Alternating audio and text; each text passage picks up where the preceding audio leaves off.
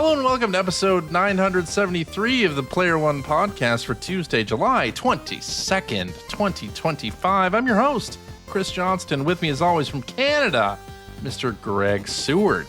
Hello. How's it going? We had another encounter with emergency services again this weekend. What happened? Okay. So I was getting ready to drive. My son had a friend over on Friday night, and I was getting ready to drive him home. Went outside about quarter to midnight. And my house is our den downstairs is my father's old flat, and there's no like internal entry to it. To get to that level, you have to go out of the house and then down some stairs and then back into a door, and that's where my son and his friend were. So I stepped outside from the back door, which is pretty dark at that time at night. We do have a porch light, but it doesn't really light the area up too much. So anyway, I step out and I turned on the flashlight on my phone. And the second I did it, I heard somebody calling from, we have a main street that's like up a hill from my place. CJ knows what this place is set up like, kind of, I think, from 20 years ago. I heard somebody call down from that street. Is somebody there? And I didn't answer because that freaked me out a little bit. So I just sort of started walking away, and then I heard them say, could you call 911? Oh dear. And so then I said, like, are you okay? And he said, I just ran from somebody who was shooting at me. Oh dear. And I'm like, well, then I'm definitely going to call 911, and also I'm going to get the hell out of here. So I got on 911, and this guy was I couldn't see him because the way this place is set up, like he was through some trees. I could hear him and I could see somebody moving around, but I couldn't see him clearly.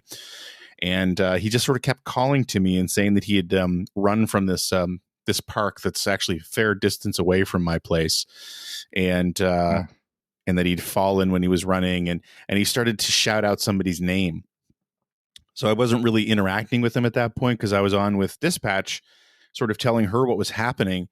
And then I heard some rustling. We're surrounded by trees and forests and stuff. And I heard some rustling coming down from the road. So I'm like, well, I'm going to get the hell inside. Yeah. And so I sort of ran inside. I had already sent the kids back in the house and ran inside and locked my doors and called up to my daughter, who was here by herself, and told her to lock her doors, which freaked her the hell out because it was past midnight at this point. And I looked out about 5 minutes later. I was looking out my window, and there were cops crawling all over our property with flashlights. And they finally did find this guy. And we just sort of... The guy who was running or the shooter? They found the guy that was running. They found the guy that was running. And we saw them standing there talking to him. And they were quite calm. He was very animated, but he wasn't like aggressive. He was just animated. And they were quite calm. They were listening to him. And so, yada yada. They call themselves tunes if they're animated. So after a while, we noticed a few more people showing up besides the police, and they were EMTs. Clearly, somebody had called EHS, and they kind of led him away. And so at that point, I felt safe to step out because, since I called 911, they were going to want to talk to me eventually. And so I stepped out, and they were sort of all clearing out, and one officer finally saw me standing on my deck, and he came up to talk to me. So apparently it was it's a semi-homeless man, which we have a lot of around here now, which I think most major cities do at this point, who had a psychotic break. There was nobody chasing him. There was nobody chasing him. Okay. And the person he was looking for, the mother of his child, he claimed that she was out. We're right on the coastline here, and like we have a yacht club nearby. So on Saturday nights and Friday nights, it's not weird to hear parties on these boats. In like the little cove we live in. And so we could hear people out on the water. And he had been telling these officers that this woman, that his girlfriend, was out on the boat screaming for help. So they had ended up calling her, and she was like, "No, I'm at home in bed." So apparently this is just a guy who has some severe mental issues, and his meds were, if anyone who's dealt with any kind of meds for your mental health, sometimes the mixture's wrong. Yeah. And so that was an hour and a half of my life. that was terrifying for a while, but he was fine. Like that was my big thing was like, are we safe? Yes. And then I'm like, is he safe? Because he was claiming he was being chased.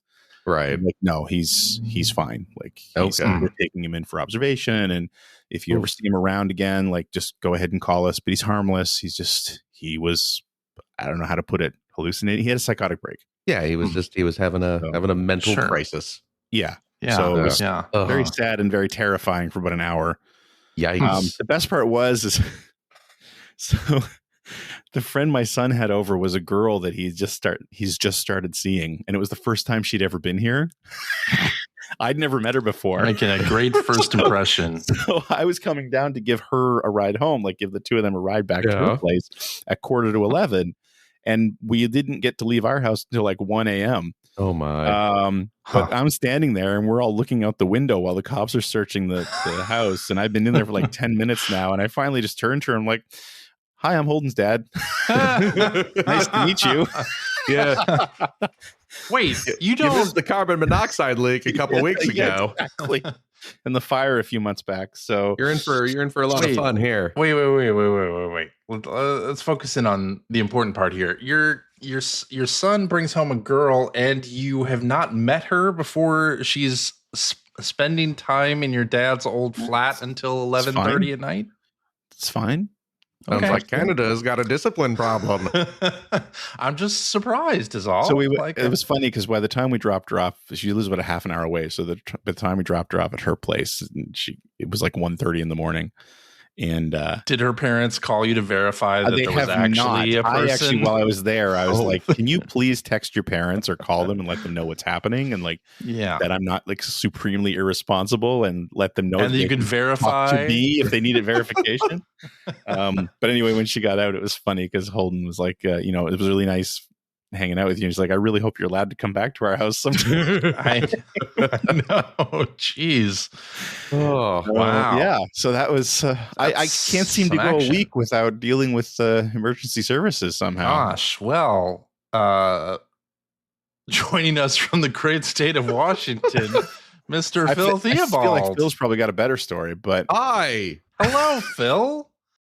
So I wasn't here last week, as you may recall. Right. We forgot to mention it on the show that you were in Japan. We went on a family vacation, myself and the missus and Finn. Yeah. Went to Japan, went to Tokyo. Heard of it. But it was supposed to be for about 8 days. That's where the Japanimation comes from, isn't it? It is. We saw them making it over there. Wow. Yeah, we went to the factory where they make all of that. They had the Dragon Ball out there. They had the Sailor Moons all doing their thing. Wow, cool. Yeah, it was pretty great. I, of course, have been to Japan. This is trip 4 for me over there. Well, I know, right? The family has not been, though, of course. So this was their first time, so they were very excited. We had a ton of fun, bopping around Tokyo, doing all sorts of tourist things. As my you may recall earlier this year, I had my 50th birthday. Yes. And as a gift for that most auspicious birthday, my wife booked a night in the Godzilla hotel over there. The hotel, very romantic. It absolutely was. The Hotel Gracery in Shinjuku. Mm-hmm. That is the hotel that's over there that has the big Godzilla statue coming up over the top of it. But they have on their very top floor, it's a whole Godzilla themed floor, and within that themed floor they have there are many rooms up on that floor that like can look down and you can see the big Godzilla head and stuff like that. But they also have a themed Godzilla room that's like fully decked out with like statues and like a big like Godzilla claw coming through the wall. But then they just opened up like a week or two ago another themed room, and it's the Godzilla versus King Ghidorah room with a big statue of Godzilla bursting through the wall, big King Ghidra heads coming out through the wall. This just opened up. It's ridiculously expensive to stay there. Mm-hmm. But she got a night for me to do it. And you get like little goodies and stuff to bring home that you can only get when you stay in that room and stuff. Nice. That is nice. It's pretty rad. So we got to spend a night there, and yeah, we were just doing all sorts of other stuff around town, and had a blast. And then yeah, we were supposed to be home like 2 days ago. Yeah. We get to the airport. We go through, customs or whatever. We get our bags all checked. We sit around the airport because you're supposed to get there like 3 hours before your flight. We get on the plane, and they tell us once we're all on the plane that they are, we got a maintenance crew coming out doing some last minute checks. But sure, it happens. That's yeah. It's not unusual. About an hour and a half later, we get a report. Oh, they're still looking at things. Give us a little more time. About an hour after that, we get okay, we're going to deboard. We're going to deboard. We're going to probably move you to a new gate. So, wow. We move to a new gate. We sit there for a while, maybe another hour or so. Yeah. And then they finally come on and they're like, okay, good news, everyone. We're going to board the plane. Everyone cheers. They tell a little us premature. They tell us that, however, the plane that we're going to be boarding is actually not at this gate. We'll be getting onto buses and traveling to the plane. And everyone's just like, well, okay. So we get on the buses. Yes. And after like half an hour sitting on the bus, that doesn't have a driver. Oh my God. We're getting a little curious. And then they say, actually, you know what? Everybody get off the bus. Go back into the terminal. We go back in. We sit around some more. We've been at this airport at this time for about 8 hours. Which airport is it? Was it Narita or was it? It was Haneda. Honestly, it just sounds like a regular day at the Pearson Airport in Toronto. But anyway. And then they say, you know what? We're going to go ahead and cancel this flight. Sorry, folks. Shit. There is a hotel attached to the airport. You can. Good luck. Well, at least Haneda is semi close to like downtown Tokyo. It's not Narita, which is like 2 hours away. It is definitely closer. But and then they say, well, you'll have to book a new flight. We're not doing that. So, we have to go get our luggage again. And of course, at this point, we have like 4 suitcases. So we have a crap load of luggage. We get our luggage. Half of those filled with Godzilla toys. That's actually about right. Yeah. We get over to the hotel. Of course, there is a huge line now of hundreds of people snaking through the lobby. Dana's on her phone trying to book a new flight. There were no flights the next day. There was a flight the following day, 2 days later. However, it was not a direct flight. There were no direct flights available. The best we could do is a 4-hour layover at LAX. Yeah. That's not a great layover. Yeah. No. Not great. But that was all we could do. So we had to stay 2 nights over there. And of course, at this point, we're already exhausted. We don't want to be in Japan anymore. We want to go home. Yeah. All our stuff is packed, so it's not even like we can't even really do anything. We're kind of out of clean clothes. Yeah. So we do the flight home yesterday, which ended up being about 28 hours of travel God. between getting to airports early for international flights and then layovers and all that stuff. About 28 hours straight. Dana cannot sleep on planes.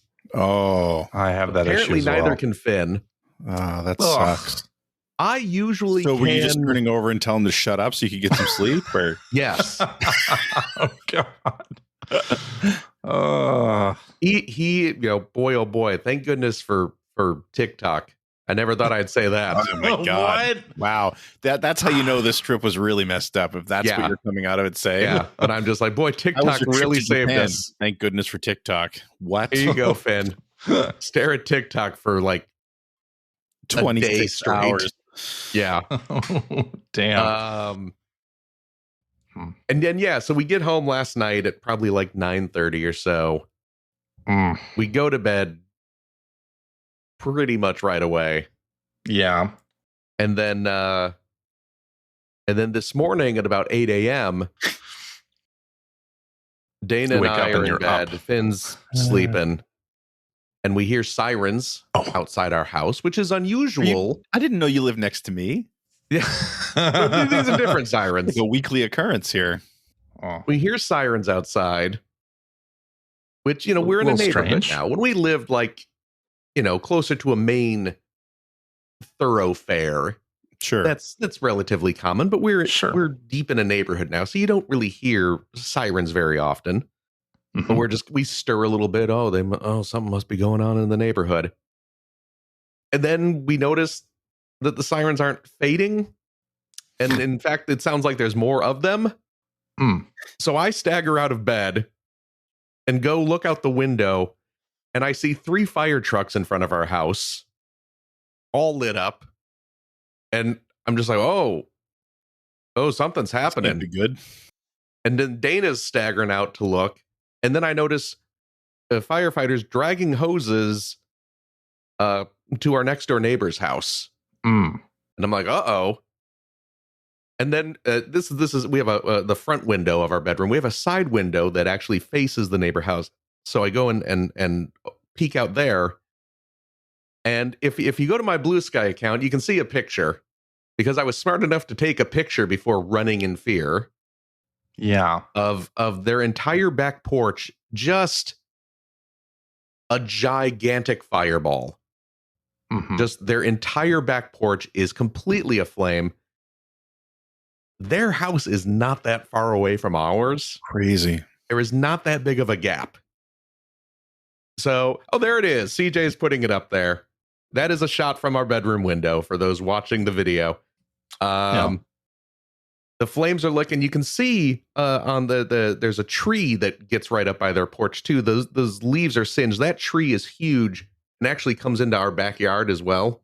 That's the thing that worries me about our neighborhood too, is there are just so many trees. Yeah. It feels like it would, because we're not super close to our neighbors, but I feel like it would leap pretty easily, especially with how dry it gets here. Oh yeah. And so I see that and immediately just, we have to leave. So Dana runs and gets Finn up. She runs down trying to find cat carriers to get our cats, who of course are already on edge because we've been out of the house for like a week plus. So they're skittish anyway, because they're little, they're like a year and a half old. And then all the sirens, so they're under beds and things like this. So they're desperately trying to get cats out from under the bed. I'm throwing on clothes to run out to assess the situation and see if I can figure out like how in danger we are. Moderately was the answer. But after a little bit, I'm able to, I see a firefighter who is not actively engaged in battling the flames. He's walking, he's probably like a chief or something. He doesn't have the full gear on. He has a clipboard. I figure it's safe to talk to him and not interrupt the important work. But yeah, I'm what is everything okay? We're the next door neighbors. Are we safe? And he assured me that yes, it's out. We got it out. You're okay. these are obviously a danger, but everything's taken care of. But of course, like 5 minutes after that, firefighters are up on the roof going around, and they have giant metal sticks, and they're poking at the roof, and they end up cutting a giant hole in the roof, and suddenly flames start spewing out of the roof.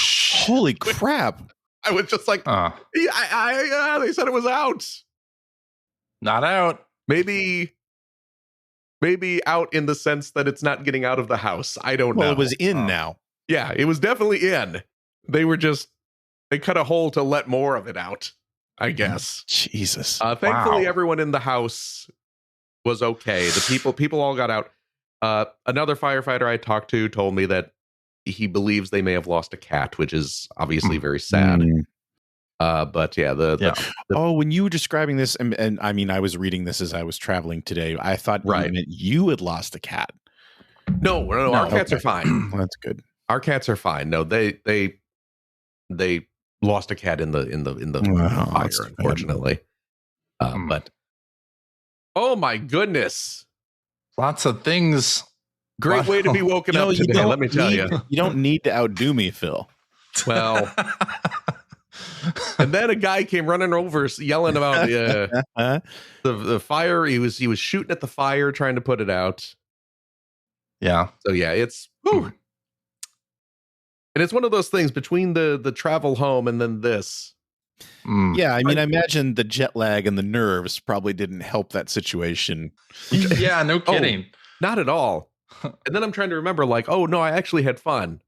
We had a really good time on this trip, but it's between that and our fear of my house burning down. Wild. Yeah, that's crazy. But I'm here. Well, welcome back. Yeah, no, it's good to be here. Phil, I guess at least that happened at the end of the trip and not the beginning, because look at this. Really be. Look at this gigantic. This is a gigantic chibi Godzilla plush. And I'm showing this off because I'm so proud of this. My wonderful son, won this for me. Whoa. From a claw machine.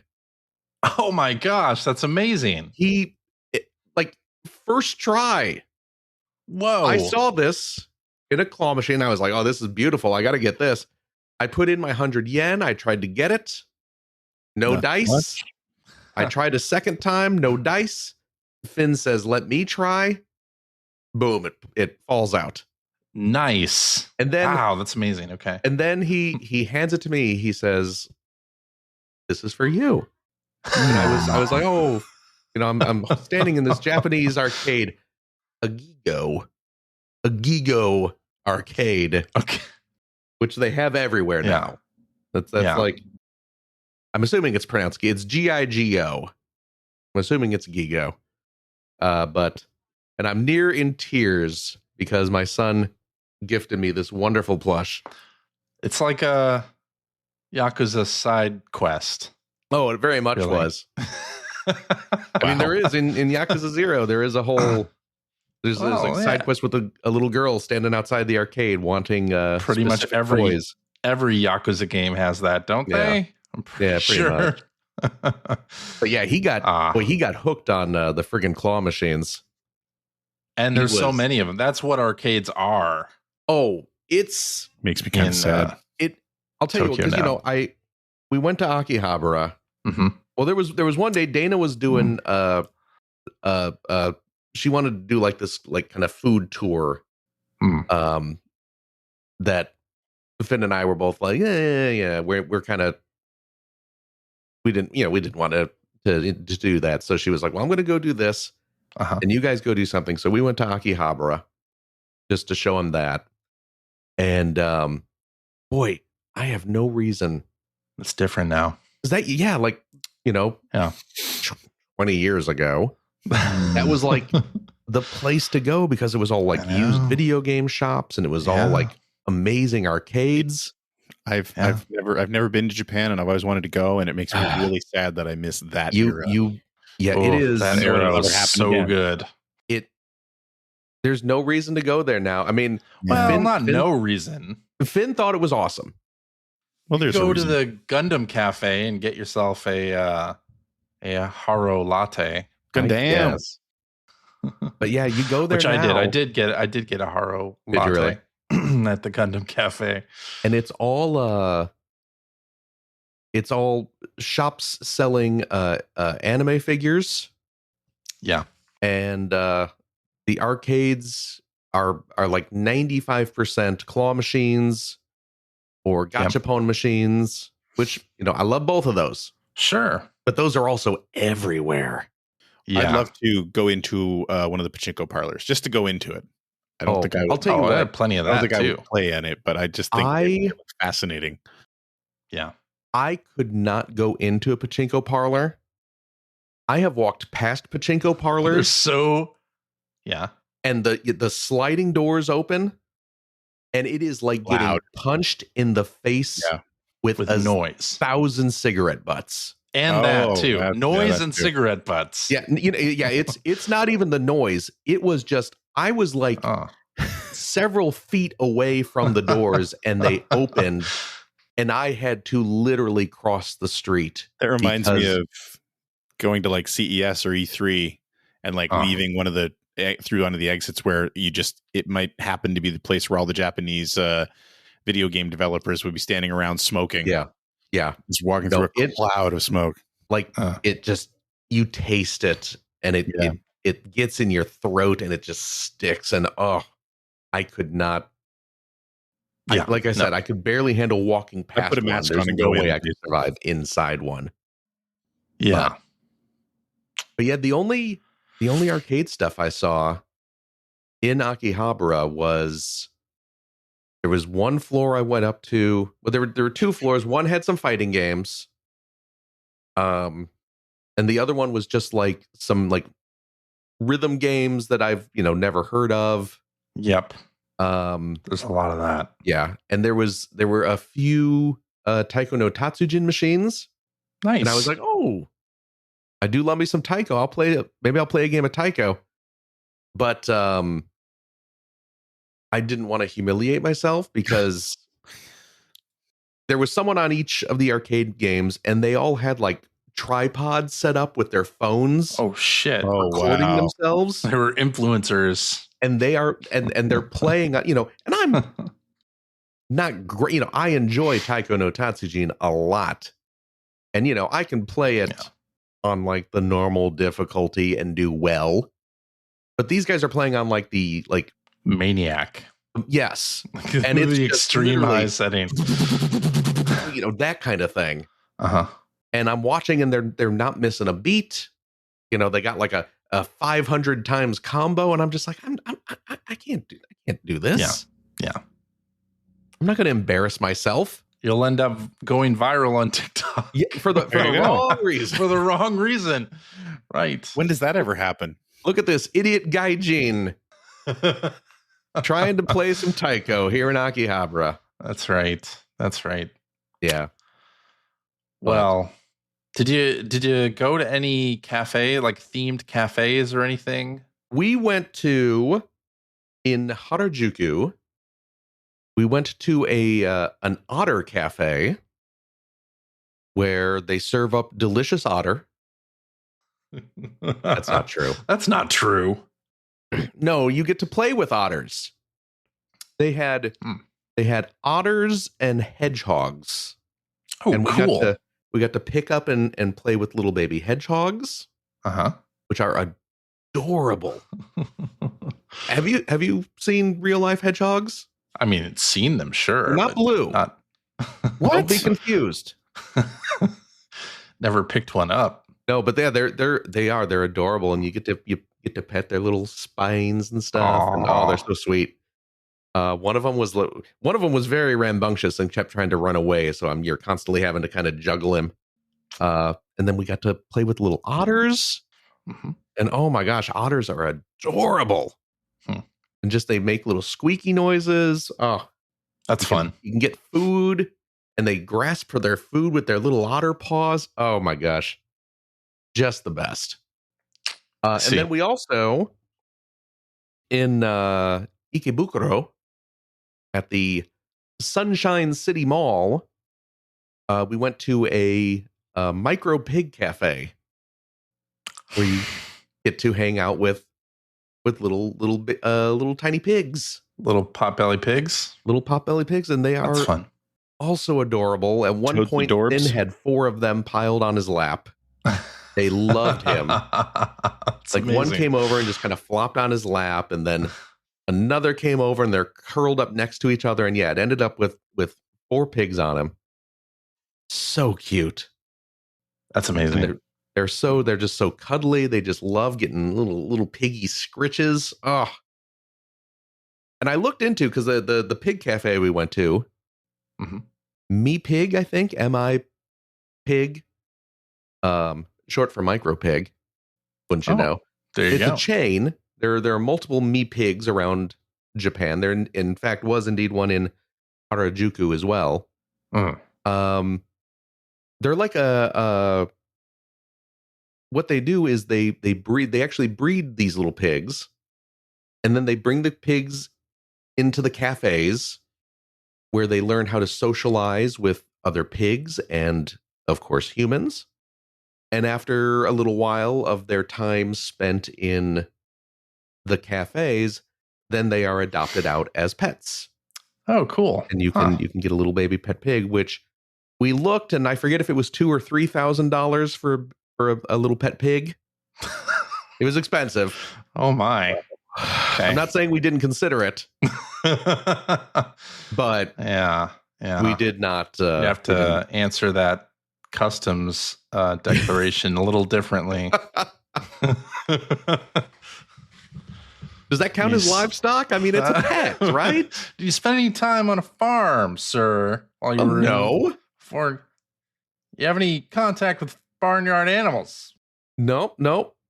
These were clearly in a cafe. They're not. These are pets. These are legally pets. I see. You wouldn't ask me if I spent time with a goldfish, would you? Nope. There's an aquarium at the Sunshine City Mall as well that we went to. But no goldfish cafe. No goldfish cafe. You Not sit that there we saw. with the goldfish in a plastic bag on your, on your lap. If you can get the ping pong ball in the That's all I could think of is in the little bowl. all I could think of when you said that was Bill Murray walking around with the goldfish in the jar in What About Bob? Oh yeah. Oh my God, he's gonna scream! I gotta let him out. Oh. It was a good time though. Yeah. So you had a great time. Had a very good time there. That's good. Didn't really play any video games because I didn't bring my Switch 2 or anything. That's but fine. Nothing got released this last week. No major releases. I'll tell you what. It's fine. Couldn't escape Donkey Kong ads over there though. I'm not surprised by that. You go, any shop, you go by like a Yodobashi camera or like a Bic camera store. Big signs, of course, big displays. You ride the train; they're constantly running ads on the in the train cars. So it's definitely getting a big push over there. Nice. So very nice. But yeah, that's it. That's our show for this week. All right. Yeah, that was 40 minutes. I thought we were going to do a short show. Remember, this used to be a video game show too. Anyway. And also that. Nothing really happened in news, so let's just skip that. I mean, they announced the actors for the live-action Legend of Zelda movie, and they seem fine. They're not people I know because I am a 48-year-old adult and have not seen any of the movies that these children are in. But they seem perfectly cast. I was like, I have no idea who these people are, but they seem look good. They look like Link and Zelda. They look like they could do the parts. So yeah. I'll tell you what. No shade to Tom Holland. Yeah, but it's nice to see a young person getting a role in a movie who's not Tom Holland. Correct. Yeah. I think there was a non-zero chance of Tom Holland Link showing up. Possible. I feel like, and maybe I just never noticed it before, but it feels like every time I turn around, like it's sort of like the same core group of, and a lot of them are Marvel actors. Yeah. They're just in everything. Mm-hmm. And I mean, a lot of them are really good, like I'm not saying they don't deserve to be in these movies, but Right. yeah. Well, it's one of those things where it's like, whenever you see like a lot of fan casting, a lot of the fan casting choices come from other actors who have been in genre projects. Oh, who's going to be in this video game movie? Well, it should be these people who were in these comic book movies.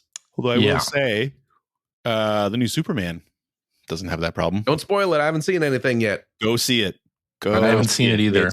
It's so good. It came out. I need to see it. It came out like right when we were going to Japan. Yeah, do yourselves a favor and go. Especially, but don't before there's a chance you're going to hear too much about it. Go see it. Right. Okay. Alrighty. I'm just looking at Bill's comment. Let's put that on the YouTube. I ordered some soup last night, and Pedro Pascal was in it. There it is. Yeah, yes, pretty much. That's exactly what I'm getting at. and I love Pedro Pascal. And I love Pedro Pascal. Same. But it's like, he is oh great. My God, can we have a movie without him, please? But boy, or a TV series, or yeah. By the way, speaking of, I'm looking forward to a Fantastic Four. But and hey, what do you know? Hacker alias Kal El says the Superman movie is good.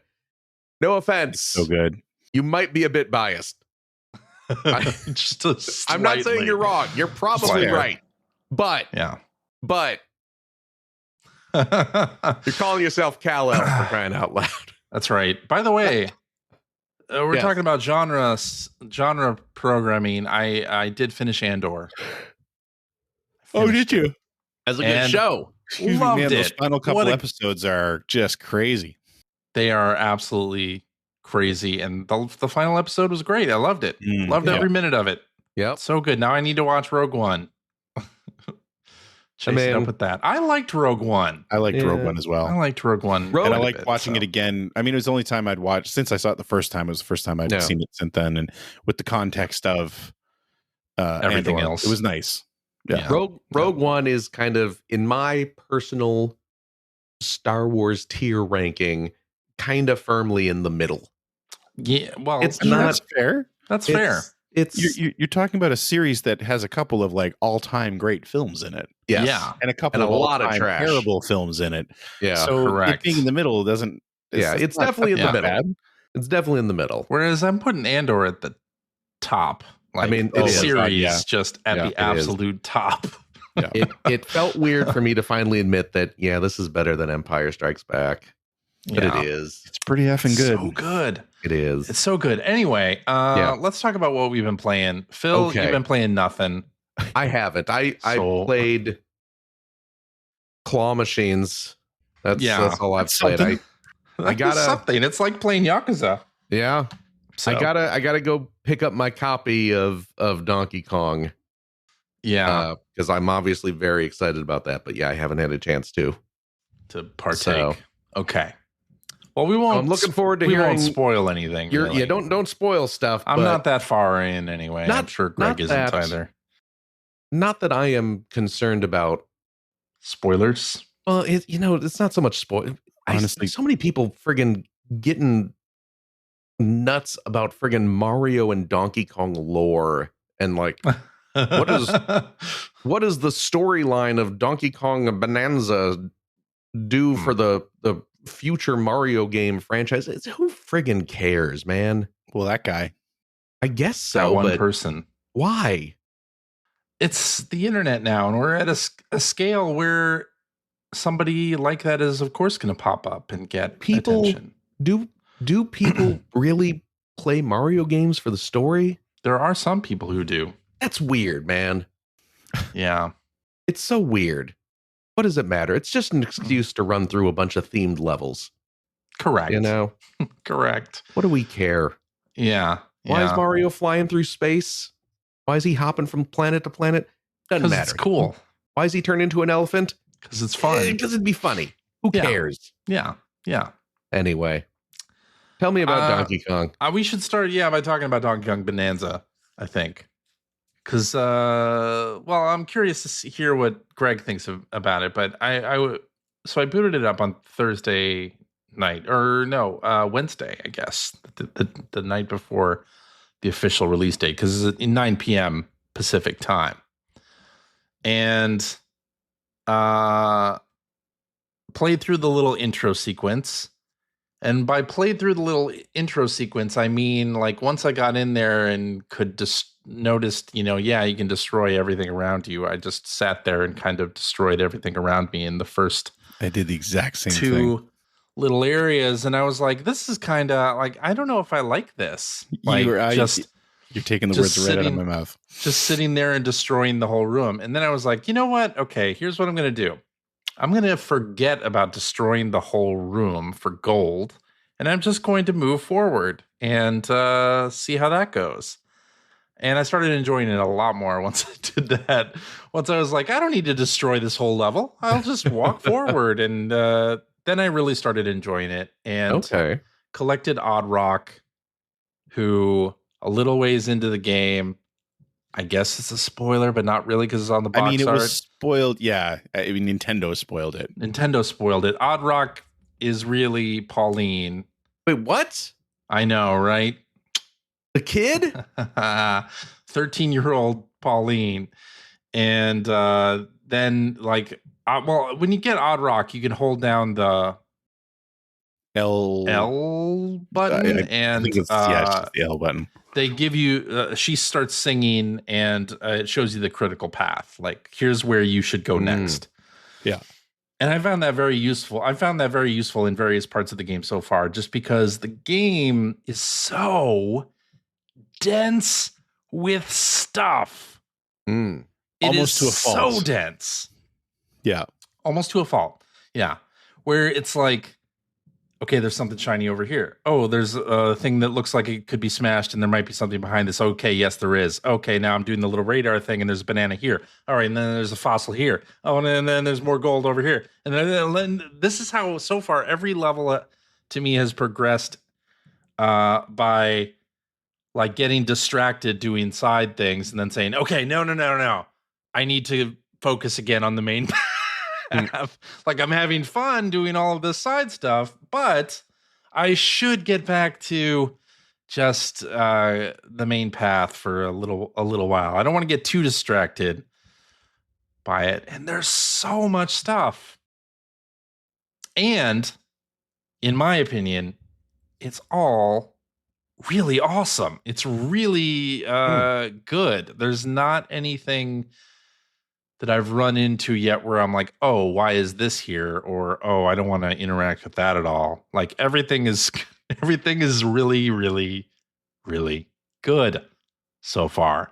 A lot of nods to prior Donkey Kong things, whether it's the arcade game or it's Donkey Kong Country as a series, like a lot of nods like that. And it's great. It reminds me so much of Super Mario Odyssey. Yeah. In the best ways. The feeling of, God, this is so good. Like, I'm enjoying this so much while playing it. Just thinking of, like, how much fun I'm having going through all of the stages. And it's got these, like, little bite-sized sort of challenge rooms that you stumble upon. Yeah. And those are always super fun and always super short. They're like a minute long, if that, but they're always awesome. And it's like, I just want more of all of this. Like, this is Nintendo at their best in terms of 3D platformers, just like, and it's such a departure from what I thought when I first booted it up and was like, oh, destroy. Like, I have to destroy this whole room to collect this gold that I'm not even sure what I'm collecting it for yet, but I know it's gold. I'm going to need it. So I'm just doing it. And once I, like, let go of that, I don't need to destroy everything. I can have fun, like, not doing that. Then I started loving the game a lot. This just reminds me of playing any Lego game. Yeah. Where I feel Yeah, but it's like cranked up by a factor of 10. Oh, really? Like, it is because the entire stage you can basically destroy. Like, right. Yeah. Bring it to the foundation. Gotta break every little Lego item to get every little stud coin that pops out. Yeah. Yeah. And I'm so happy to hear you describe your experience that way, CJ, because I had the exact same experience. Like, I started in that room It's like, okay, well, the whole, like, I see gold everywhere. So, and I mean, you start and there's a banana gem right in front of you, right? Mm-hmm. So it's like, clearly you have to go there. But that's years of playing video games has taught me that I don't want to go do that exact thing right away because, you know, there might be something else cool in here. And I cleared out that whole room. And I mean, you're starting in a pretty small room, relatively speaking. And then I went and got the banana and you know, kind of kicked off the prologue / tutorial. And I was feeling the same way. Like, by the time I'd finished that tutorial, I was just like, I don't know if I like this. Yeah. I was in the same spot. It's impressive, but as, like, you know, to me, what it felt like is, well, what I had in my head at that point was, it felt like they were trying to go for like the same sort of level of discoverability of, like, say, Zelda, but they tied it to this mechanic that required you to mash buttons like crazy. Mm-hmm. And it was like, it wasn't satisfying after about 5 minutes. It's like, well, now I just feel like I just have to tunnel through everything. And I don't really like that. And I will say, even now that I've not doing that anymore, you don't have to. The camera, and in fact, you shouldn't. The camera does not handle tight spaces very well. Correct. It really doesn't in those tight spaces. Now, I will say that, like, when you're sort of in a landmass and you're sort of tunneling, I do like that it blanks out like all the background, and it will actually show you outlines of other tunnels you've already dug, so you can connect them up. So, I mean, in some ways it does really well, but really when you get yourself into a corner where there's some kind of material that you can't destroy, the camera can go really crazy, and it makes Donkey Kong disappear. But in my, like, and again, this is just me drawing from years of playing video games. In my mind, it's like, oh, I must be in first person mode now, but you're not. You're not. Donkey Kong's still technically on the screen. You just can't see him. So it's just like, you know, I still have some issues with the camera. But that being said, I played it to the end of the prologue, and the first part of, like, the first island you get onto at that point, the first night. And I really didn't make a great first impression at all. And I remember I was saying to my buddy Jim, because he came over the next night and he's like, I really want to see the game. And I was saying, like, I don't know if I like this. But I actually, after that first night, I actually jumped on to and read some reviews, which I don't do anymore. I don't normally read reviews of games, especially games that I'm playing. But I mean, it's getting such great scores. And I'm like, I'm really missing something here, you know, like, or it takes longer for the game to sort of reveal the greatness that everyone's just gushing over. And that was kind of where I was reading too. It's like, it feels like you could spend hundreds of hours in this game, because not only is a lot of the stuff hidden, but a lot of it's randomized, which I'm actually not super crazy about. The treasure chests in particular, I believe they're randomized, and I base that on some of the skills that you get later. The descriptions actually say, you know, there's a higher chance you can find a treasure chest now. So, and like, it kind of still pisses me off that the treasure maps that you get literally lead you to one thing in the whole level. It's kind of like, you know, this is a little lame. But anyway, but I had the same sort of revelation when I was playing it the second night and showing the game off to my friend. I had kind of decided at that point, like, I'm not going to dig everywhere. You know, if I see something that catches my eye, I'll go over there, because they do love to sort of embed things in walls. It's like, well, I should go over there and dig in there. And I mean, it is satisfying when you do a little bit of digging and you come into like a chamber or something, because you will randomly come across like banana gems. And like that feels very satisfying. And it is nice. Yeah, for sure. And yeah, like the challenge rooms, I really am enjoying a lot. I'm the same as you, but once I kind of got into the right mindset, I'm the same way. It's like, I went from being very lukewarm on the game after the first night to being like, yep, I see what everyone's saying now. Like, this is definitely a game of the year contender. Yeah. So yeah, the thing about it is, you just have to like let go that you're going to destroy everything. You just have to. I mean, it's still destroying a fair amount. Yeah, still, especially because the clap works as your radar, and as you build up the skill, you can see things a little bit more when you do the clap. So it's like, All right, cool. And they're still introducing some interesting abilities, like the level that I'm in now. I'm in area or level 102. They are literally levels, I guess. 102, and that's where they really start to introduce the surfing aspect of it. So getting good at that, doing some of the surfing challenges, and I haven't done any of the surfing challenges yet. There's like 2 or 3 in that mountain range. Interesting. That you can do that I suck at, but I'm getting better at them. I'm at the 200 levels now. Oh, well, maybe that's what I'm in. This 201s, which is I think I'm in 201. The mountain area with the gems, the characters that are all gems. I forget what they're called. Yes, I think so. You finished the water level, right? I finished the water. You fought the boss, so you're in like that next section. Yes, that's where I am too. Okay. I can't believe you don't realize that all the characters you're talking to are gems. Oh, yeah. I'm sorry. I'm sorry. Yes, I do. Okay. I'm sorry. Yes.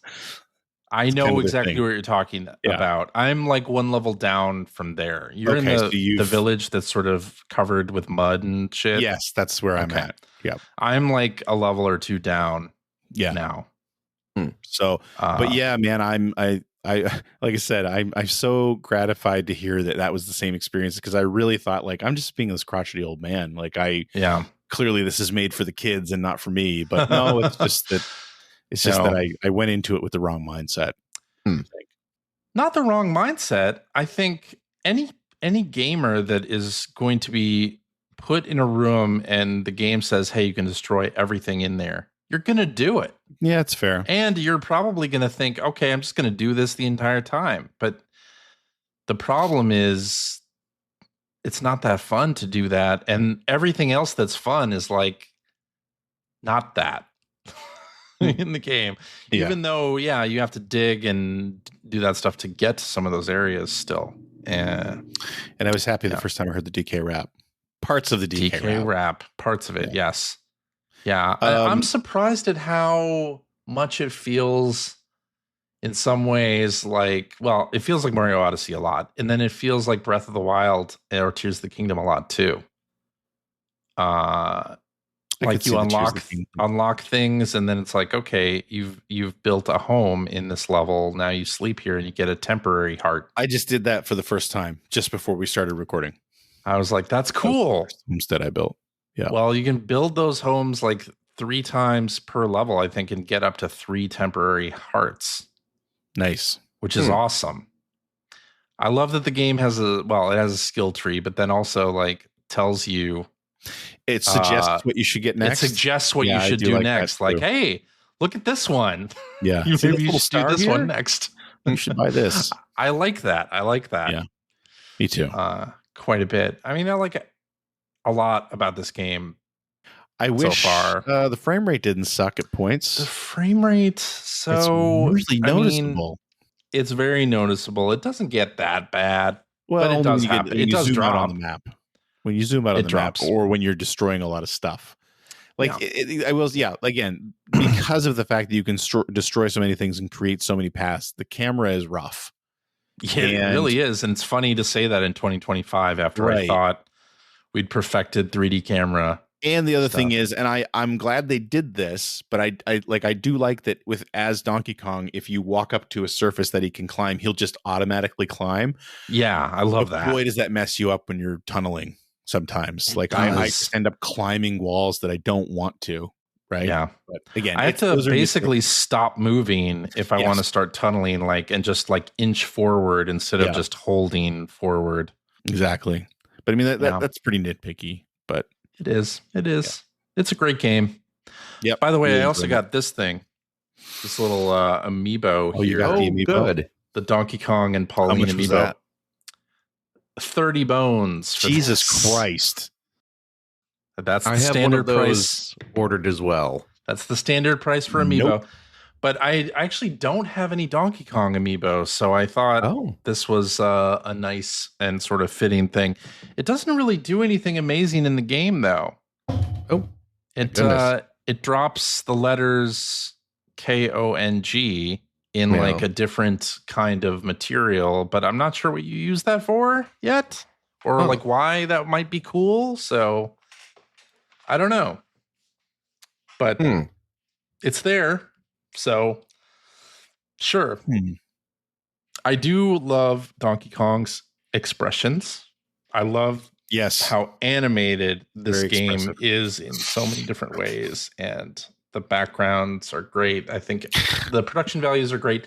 The one area where I think the production value stumbles, and this is true with a lot of Nintendo games, first party, is no voice acting? No. Oh. It does have voice acting. It doesn't have enough. There's a lot of dialogue in this game, and I really wish they'd drop all the gibberish and just embrace using voice actors. Same. Well, Pauline's all of her dialogue is spoken in English, so that's cool. But yeah, you're right. Everything else is gibberish, which is weird. But I was going to say just like the HUD elements and the user interface, like it's like dialogue and things is just white text on nothing. And it's like, this feels weird to me. Like, this is a pretty high budget game, but the text is all just white text on nothing, no background, no stylistic. I mean, you kind of look at games like Persona where the shit is so stylish all the time. And you're like, why isn't something like this? Do you think that has to do with not that way you don't have to worry about dealing with bounding boxes when you're in different languages, like say German? Yeah, because I mean, German is, notoriously much longer, than English. That's possible. That is possible, but it's just jarring to me that everything is so polished, and then those elements aren't. It's just white text over, whatever. So, or in like the pause menu. Okay, like it's so bare bones. Comparatively to other like higher budget games, but I really love this game. I think it's great. It is like delicious cake, and every bite is just like good. To make it weird. Yeah. Anyway, that's all I have to say about Donkey Kong Bananza. Nice. Ooh, banana.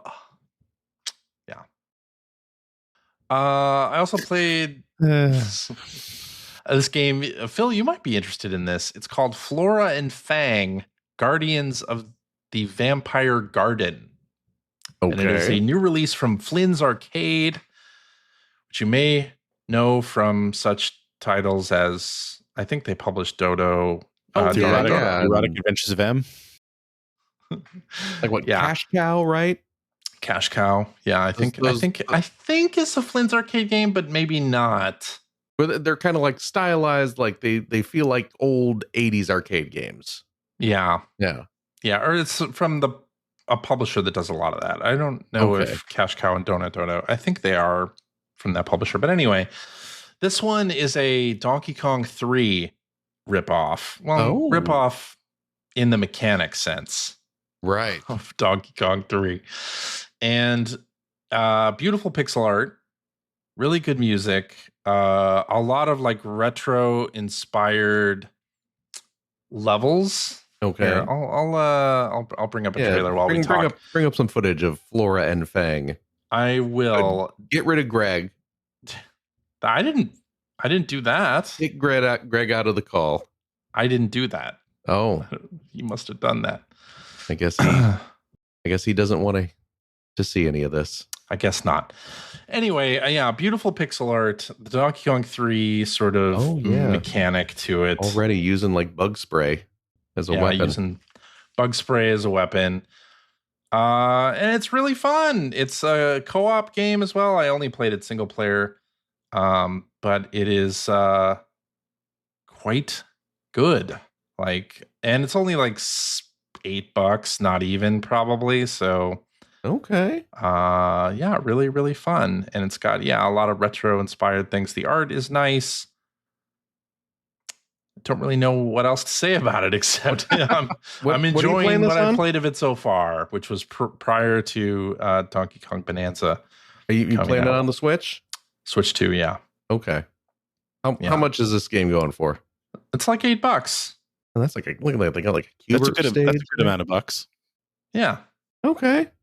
So It's got bosses and things. Yeah, it's cool. Okay. So it might be right up your alley. It certainly is up mine. So Yeah. Okay. And then I played some more Peak, which is yes. co-op Peak mountain climbing game. Played it with my buddy Mike, and then also absolutely link the video he posted in the show notes, because I was dying laughing when I watched that. And then we watched it again last night when we were hanging out with Mike, so that our friend Jim could see it, and he was dying laughing at it. It was great. Yeah. Peak it's a wonderful game. First of all, it's a co-op mountain climbing game, and it has audio that is voice chat that's how come I can't remember the term? Proximity based voice, where as you're climbing these sort of sheer cliffs. If you fall, it makes it sound like and CJ is really into it, so echoing and all this. And I'm into it, so I of course yell anytime that I fall, which is a lot. And you get a good example of that in Mike's video, which I will link to in the show notes. Me falling repeatedly and dying repeatedly. But we played. We got some of our Sea of Thieves friends to purchase it as well, and we played some Peak with them in 4-player co-op, and that was really fun too. So game's just great, and it's also like $8 on Steam. Well worth it if you have a group of. I didn't realize it was that cheap. Of folks that you like to play video games with, co-op games with. It's a great little title. So highly recommended. All right, Greg, what do you got? I mean, Donkey Kong Bananza is the main thing I was playing this week, but I'm still playing Expedition 33. Yeah. I mean, I don't know. I don't know what to do. I don't know what to talk about with this game every week, because all I'm going to do is just gush about it more and more. But it's still it's the same thing I've been saying. I mean, every time I play it, I like it more. And I actually hit. I mean, with no spoilers, obviously, but I hit a story beat that I was not expecting at all. A couple weeks ago. I just like literally hand to my mouth gasp when it happened. Really? Like I did not see it coming. And that's awesome. I mean, it's just maybe like the game even more, maybe if I'd been paying attention to it, it may have been spoiled for me. I don't know. What was kind of funny is that, because I want to do another video the beginning of next year about the games that I've completed. But I don't just run my capture card all the time, because that would be insane. I don't need 50 hours of footage of this game or anything like that. So every now and then when I play the game, I'll just turn on the capture card. And I just happened to decide this night that I'm going to use the capture card and take footage while I'm playing it. And, by the end, it's like, well, I can't use any of this because it's like such a huge spoiler. So it's like, well, I can't. I mean, I'm glad I've got it, but I can't really use it because it's going to be a huge spoiler. But anyway, it's go play it. You have to play it. I mean, it's a good game. It's so good. And right now, I mean, up until Bonanza came out, definitely my front runner for game of the year. No, I'm not going to say it's not at this point, but Bonanza so far is definitely going to give it a run for its money. Yeah, but still, right now, my favorite thing I played at all this year. Like, wow, it's just so good. It's so good. It is. Yeah, I need to play more of it. You really do.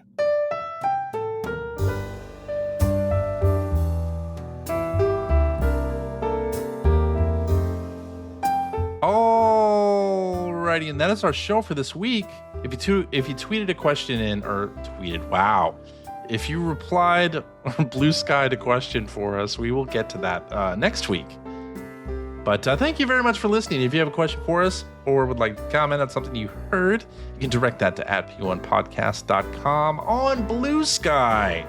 And we also have an internet website at player1podcast.com. There you'll find our contact information. You'll find blog entries about Sega CD stuff from Mr. Greg Seward. You'll find Generation 16 episodes, and you'll find show notes and links to all the things that we talked about during this episode, alongside a link to our Discord server. We can discuss this episode with us and our other listeners. If you would like to subscribe to the Player One Podcast, you can do so by visiting playeronepodcast.com or by loading up your favorite podcast listen app. We're also on Spotify. You can like us on Facebook. You can watch video archives of our show on the youtubes.com, or you can watch us live most weeks on the YouTubes, the Facebooks, the Twitch.televisions. Check out our Blue Sky account to find out when we are doing our next live show. Typically, it is Sunday evenings at 5:30 specific time. So join us, won't you? And I'll tell you what, if you like what you've heard, and how could you, head over to patreon.com/P1 podcast. Throw a few shekels our way. Fire insurance ain't cheap. And I am upping my premium because who knows? Yeah. All I know is I have lived in two places now where next door neighbors have set fire to their homes. So, yeah. What are the odds? Apparently pretty high. I would have thought minimal, but here we are. We, of course, will be using your Patreon funds to help keep the show going and streaming and all that stuff. But I'll tell you what, friendos, if you are a Patreon supporter of the $5 tier, cheap, you gain access to a special weekly bonus episode we recorded right after this, where we play games, crack wise, having fun, doing all that stuff we can't do on the regular show. CJ. Yeah. This has been a weird week. Yeah. Do we have a game, though? We do have a game, Phil. Oh. We have a game. We have a couple games, actually, like in the hopper. Oh. But I figure... A dock hopper? You're jet lagged. It's late for Greg. Let's do a shorter one, and then give some of these Jeopardy games that our listeners have so graciously sent us a little more energy than we might be able to bring. Have energy right now? That's exactly what I'm saying. Are you hearing the vim and the vigor in my voice? No. I am. Wait, what? Exactly. But there you go. Phil, you should go back and listen. Do you have to work tomorrow, Phil? You know what? Well, see, here's the thing. Originally, we were going to get home. Then you probably were going to figure like a day off to we were going to get home like late Wednesday. Yeah. So I had taken off Thursday and Friday. Yeah. To have that 4-day weekend to just kind of chill out and recover, do laundry. Yeah. We have suitcases full of dirty clothes. And when this brouhaha happened, I texted my manager, explained the situation. Yeah. And I was like, let me ask you this. I know I've already taken like 2 weeks off. Can you guys survive another 2 days without me next week? So you're taking another 2 days on the back end. And he said, okay, absolutely. Yes, please do. Well, I have a load of PTO saved up. Yeah. And he was like, yeah, take it. No worries. Cool. So there you go. My job, I'll tell you this about my job. They appreciate a good work-life balance. That's good. That's important. Nice. That's very important. I important. appreciate that. Mm-hmm. Yeah. And very you know important. What? Here's I'm going to do a little spoiler. I don't think anyone at work listens to this. There's a tradition at the office where if someone goes to Japan, they bring back a box of Tokyo banana treats. Oh, yeah. To share at the office. And you got to do that. Tokyo banana, for those who don't know, is a delicious snack treat.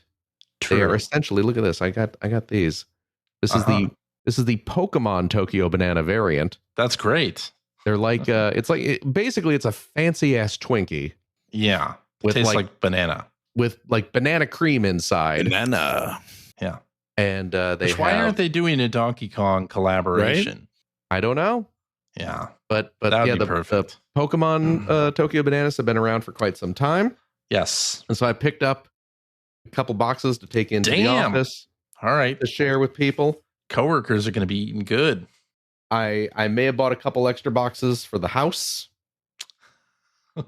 I may have also bought, this is just for myself, a box of Tokyo Banana flavored Kit Kats. Nice. Which, yes. you know, that's amazing.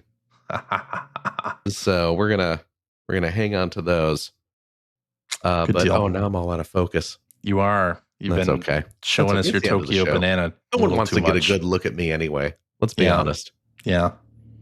So yeah, but no, my manager was very accommodating and understanding to my situation. So your plight, yes. Yeah. So I'm going back on Wednesday. Cool. Like I said, take a couple days to there you go. Kind of get decompress, reacclimated to vacay from the vacay. Here. We're really not gonna focus on me. No, that's fine. Not. Yeah. Anyway, let's play. What is this game we're playing in the after show? It is going to be an EGM review game. Oh, okay. I believe the second time that we've done Capcom games, so we're gonna do Capcom. Okay. Yeah. Okay. And this, so get ready. This is fueled by the EGM archive. That's correct. Excellent. And I'll tell you what, if you have a few bucks left over, why don't you go to patreon.com/Greg Seward to help support Greg's outstanding, and it is outstanding, web series about North America's favorite runner-up of the Sega Genesis. Thank you, Phil. And if you're a supporter of the $3 variety, also cheap. Hey, Satan's back. Hey, how's it going? Some of our listeners pointed out that every time Phil's not around, you're not around. Well, that's a weird coincidence. It is, right? That's what we said. I know I wasn't around last week. Was he not on the show? No. Where was he at? I don't remember. Oh, okay. He said something about it earlier, but I was in Japan last week. Crazy. Yeah, I was in Kyoto enjoying the beautiful hot springs. I relaxed in an onsen. You know, a lot of very traditional. Were the hot springs hot before you got into them, or they were tepid? I went to one of those traditional tepid springs that they have in Tokyo, but then my hot booty heated it up. Because I have sulfur in my ass. You know how it is. I do too, depending on what I've eaten. You get early access to all the videos that I put on my channel. Please consider going and supporting the show because I really do appreciate it. It is very helpful. And yeah, please go check out my videos. That sounds like a good idea. Yeah. And Bill Mudrun in the chat makes a good point. Twinkies did originally start off, they were banana flavored. There you go. The Tokyo Banana is just carrying on the tradition. There you go. Of the banana snacks. They're so good. They're like fancy. They're like fancy Twinkies. Yeah. Yeah. Anyway, is that it? That's it. I think that's it. CJ. Yeah. Thank you very much. Thank you, Phil. Of course. And a Gregory. Yo. Thank you as well. Thank you, Philip. Absolutely. And as always, a big old thank you to you, our wonderful, wonderful listeners, every single darn one of you. As always, please take care of yourself, your loved one, your family, your friends. Be kind to each other. Be kind to yourself. Most of all. And we hope to see you next week. Bye-bye. Bye-bye. Goodbye.